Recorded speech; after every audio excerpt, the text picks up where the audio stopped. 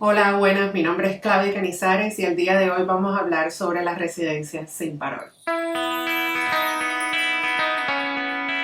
Hola, el día de hoy vamos a hablar sobre el tema de las residencias sin parol. Este tema ha sido muy comentado no solo en la comunidad de cubanos, sino en otros inmigrantes que también han entrado a Estados Unidos y quieren aplicar para una residencia, sin embargo, no tienen el requisito de la entrada legal o el documento del parol.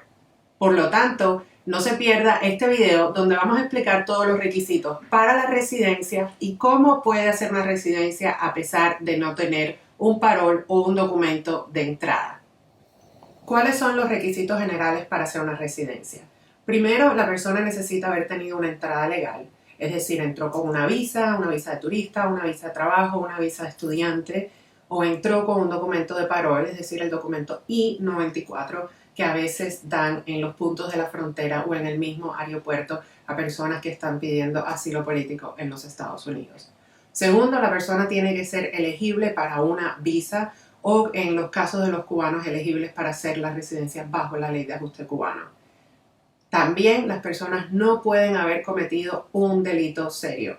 Delitos como un DUI o un petty theft aquí en la Florida, un robo menor en la Florida, esos casos no lo van a descalificar, pero delitos como posesión de marihuana, aunque sea menor, casos de marihuana, posesión de sustancias controladas, esos delitos quizás sí lo van a descalificar. Lo más importante es que si usted tiene un delito, consulte con un abogado de inmigración para ver si necesita un perdón o si puede presentar la residencia sin un perdón, ya que este sería otro requisito aparte. Por lo general, la mayoría de las personas que no tienen ningún tipo de delito criminal y tienen los requisitos antes mencionados pueden aplicar para la residencia. Ahora, muchas personas han entrado sin parol y ahora vamos a hablar de ese requisito. ¿Cómo se puede hacer una residencia si la persona no tiene una entrada legal a los Estados Unidos? Existen dos argumentos que se pueden presentar. El primer argumento está basado en un caso que se llama Matter of Kelantan. Ese caso explica que las personas que entraron por la frontera y de cierta forma fueron inspeccionadas, mas no le dieron un documento de entrada, son elegibles para hacer la residencia. Les pongo un ejemplo. Un niño entró con una familia y la familia dijo que era su hijo y la familia tenía la visa, sin embargo no tenía los documentos para el niño. Los oficiales de inmigración dejaron entrar al niño como si fuese el hijo de esa familia y por lo tanto la Corte de Inmigración determinó que esta persona tenía una entrada legal. Hace muchos años, y estamos hablando de los años 90, a principios de los años 2000, sucedía mucho en la frontera que los oficiales de inmigración no pedían a veces los documentos y le creían a las personas que tenían papeles para entrar a los Estados Unidos porque mostraban una licencia o quizás mostraban un certificado de nacimiento que no era de ellos. Así que si a usted le sucedió esto en algún momento cuando usted entró inicialmente a los Estados Unidos, es muy importante que se lo diga a su abogado, ya que quizás el abogado pueda argumentar que usted tuvo una inspección en la frontera.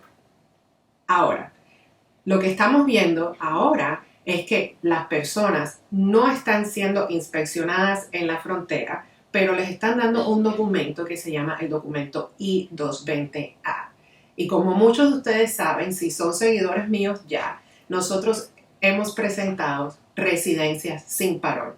Es decir, son personas que han entrado por la frontera, ya sea legal o ilegal, y de cierta forma sí fueron inspeccionados por inmigración, quizás fueron entrevistados por oficiales de CBP o oficiales del centro de detención, y en vez de darle un documento I-94, le dieron una salida bajo palabra o la forma conocida en inmigración como el documento I-220A. ¿Qué significa este documento? Esto es un documento de Order of Release Under Reconnaissance, como se llama en inglés. Realmente este documento no se reconoce como un documento de entrada o como un documento de inspección. Sin embargo, hemos presentado el argumento que la persona que entra a la frontera y es detenido por oficiales ya sea de CBP o de ICE y es liberado con este documento. El oficial lo que está haciendo es darle un parol humanitario. A pesar de que no le está entregando el documento del I-94, el argumento legal que estamos haciendo es que esta persona, por virtud de haber recibido el I-220A y haberse entregado en la frontera y haber sido liberado inmediatamente, está siendo liberado bajo un parol. Punto número 3. ¿Dónde presentar su residencia? Las personas que entraron por la frontera y se entregaron a inmigración y fueron liberados con este documento del I-220A deben saber dónde presentar su residencia. Esto es un punto muy importante. No todo el mundo la va a mandar a la misma oficina. Aquellas personas que entraron de forma legal a los Estados Unidos, es decir, usted entró por un punto designado como un punto de inspección, un puente internacional, un puente de inspección. Le voy a poner un ejemplo. Si esto se entregó en un lugar donde normalmente entran personas a diario para trabajar dentro de los Estados Unidos o personas usando su estatus de residencia o ciudadanía para entrar a los Estados Unidos, este es un punto designado como un punto de inspección. Si usted se entregó en un punto como este, se considera que usted entró de forma legal. Si en ese mismo punto usted pidió asilo, se le reconoce a usted que usted es un arriving alien y su residencia debe ser presentada con USCIS. Desafortunadamente, muchas personas no entraron así. Muchas personas no le quedó más remedio que entrar a Estados Unidos de forma ilegal. Es decir, entraron por el desierto, cruzaron un río, entraron por un punto que no era designado como un punto de entrada y por lo tanto su entrada a los Estados Unidos se considera como una entrada irregular. Tome en cuenta que aunque usted haya entrado por un punto no designado y se haya entregado inmediatamente a los oficiales de inmigración para pedir refugio o asilo político, eso no quiere decir que usted tenga una entrada legal al país. Si usted no tiene una entrada legal, su residencia debe ser entregada a la Corte de Inmigración. Es muy importante que usted sepa dónde debe presentar la residencia, porque los argumentos para la residencia permanente y el argumento que se hace es diferente para los que entraron legal que para los que entraron ilegal. Por lo tanto, es muy importante y les recalco que usted debe saber dónde la tiene que presentar y obviamente un abogado calificado es la persona más conveniente para que le diga dónde hacerlo. La demanda colectiva. Muchas personas me han preguntado sobre la demanda colectiva que hemos presentado junto con la oficina de Prado Urizar, argumentando que las personas que entraron legal a los Estados Unidos son elegibles para hacer la residencia. Los requisitos para la demanda son los siguientes. Tiene que haber presentado la residencia bajo la ley de ajuste cubano o bajo cualquier otra categoría. Tiene que haber sido liberado de inmigración con un I-220A.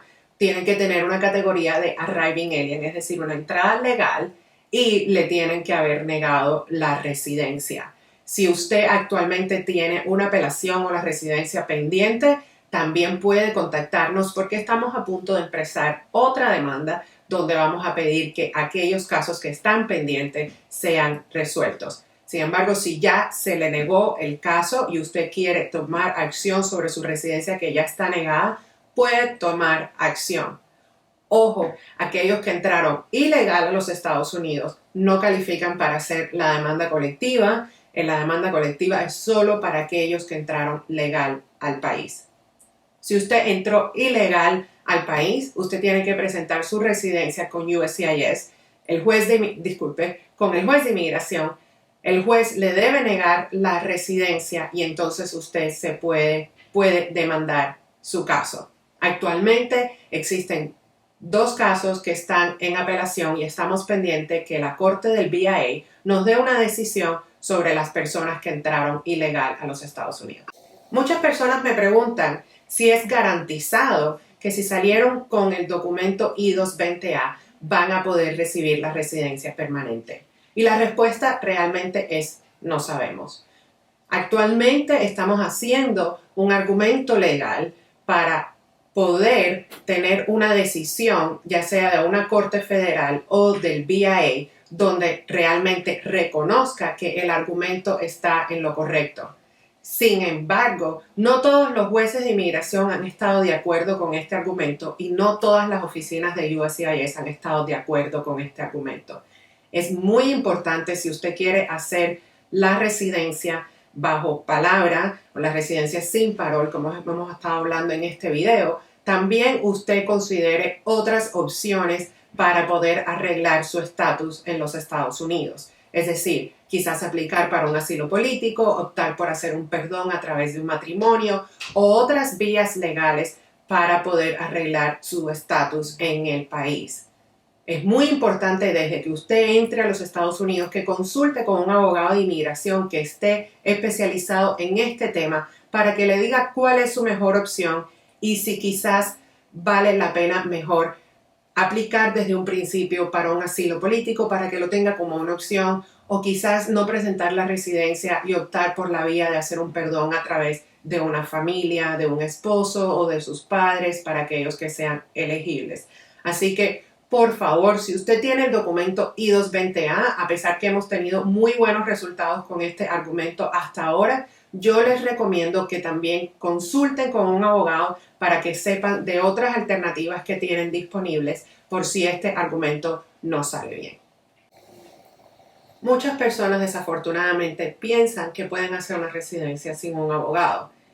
Por favor, tomen en cuenta que las consecuencias de hacer la residencia sin un abogado o hacerla mal le pueden causar retrasos en su caso, perder el dinero por enviar las residencias a las oficinas incorrectas, negaciones en su caso por no presentar el argumento correcto o negaciones por no presentar todos los documentos necesarios o por presentar la residencia cuando usted realmente no califica. Así que el objetivo de este video no solo es informarle, sino explicarle a usted la importancia de tener un abogado de inmigración que desde un principio, cuando usted llegue a los Estados Unidos, lo ayude y lo guíe de cómo hacer su proceso migratorio y cuál es la mejor opción para usted y su familia.